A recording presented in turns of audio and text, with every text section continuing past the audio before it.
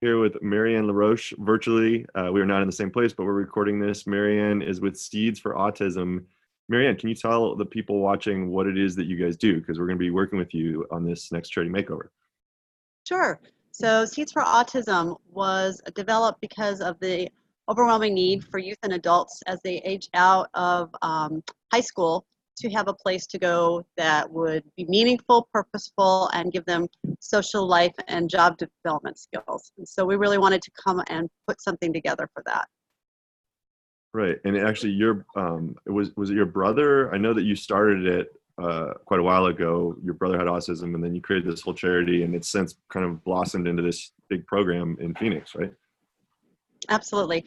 So it started in my backyard with 4 young adults as a pilot program, and today, 9 years later, we have worked with over 250 families, and we have 65 in the program right now that come either 1 day a week, 4 days a week, and they all are learning a variety of different skills on making products and creating them and distributing them, sending them out into community, and doing social skills, customer service. So it's very diverse, and it gives them a lot of experience in a lot of different areas. And so these are people that normally would kind of have no place after the current education system. There's not really a good way to plug in. And then you're basically teaching these trades and crafts and giving them a way to like sell their wares. Actually, I saw you guys have like an Etsy website and you do the trunk shows. So, Yeah, so sorry, I have somebody coming up to me.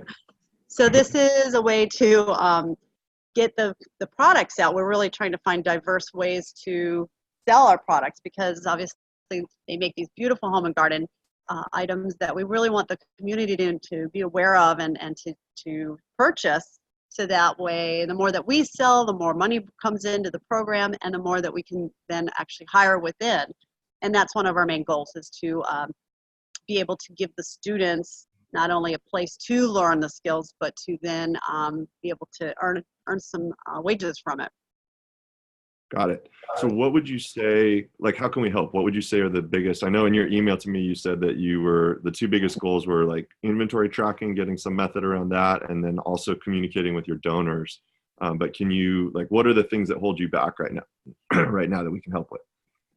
So Seeds it's in one of those, we've been in a growth stage and we are really wanting to expand the program and the skill sets that we do teach the students. We're trying to connect more with businesses and organizations to obviously as a nonprofit to gain funds from them and get their support, but also what kind of products can we make that will also be attractive to those businesses. And the more we grow, then the more that we need to obviously stay on track of things. So donor relationships, very important. So having the software and the capabilities to actually keep track of who's donated and how much they've donated, and what a great problem to have, right? To be able to, as we go forward, to be able to want to keep those relationships and those ties to those people who have donated. And as we expand, you always want to have more and more people who can donate, and you want to thank them and keep them involved in and the day-to-day operations and what their funds are doing in the program. So to have that communication is really essential, and to have the software to do it efficiently. And then the other thing is we have so many products that we make, and now we're at a point where we need to be able to really track the inventory that we have, to have a system put into place so that we know, because not only do we ship outside of our location, but we go to, we take our mobile boutique out to different shows and events in the community. We have our products out in some different businesses already that are commissioning us to sell our products.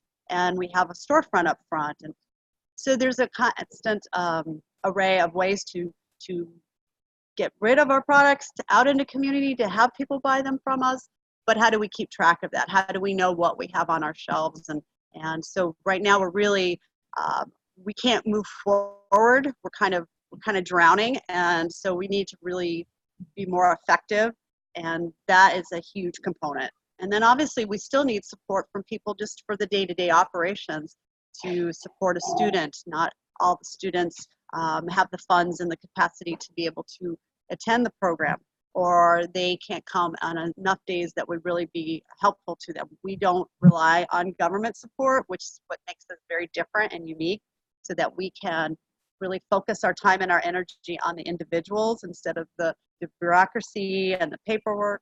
And so for us, we really want to keep the program as it grows and as the need expands to be able to give them really good skill set building.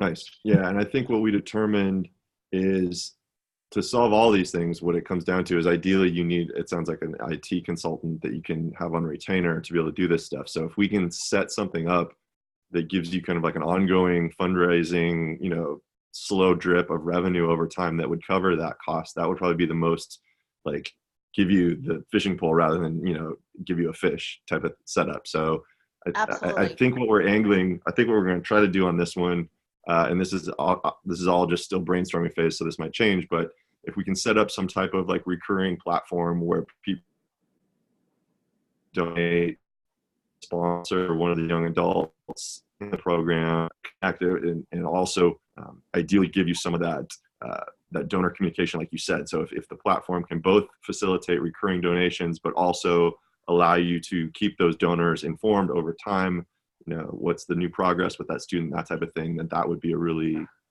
positive thing to implement.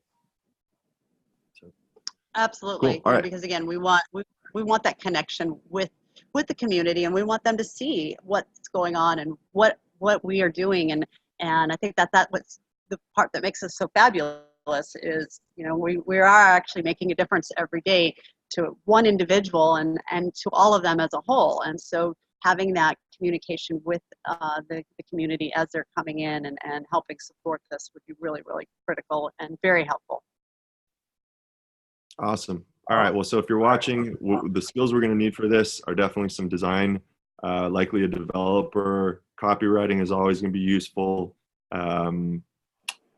like project manager. So I think those are kind of the main ones that we'll need. The platform that we're going to be using, so we have a donated license of GiveWP from that company. So I believe we're going to build on that. And then, yeah, we'll see what we can cobble together. And if this cause strikes you, you can go to charitymakeover.org and sign up for our Barcelona event where we will be attacking this one.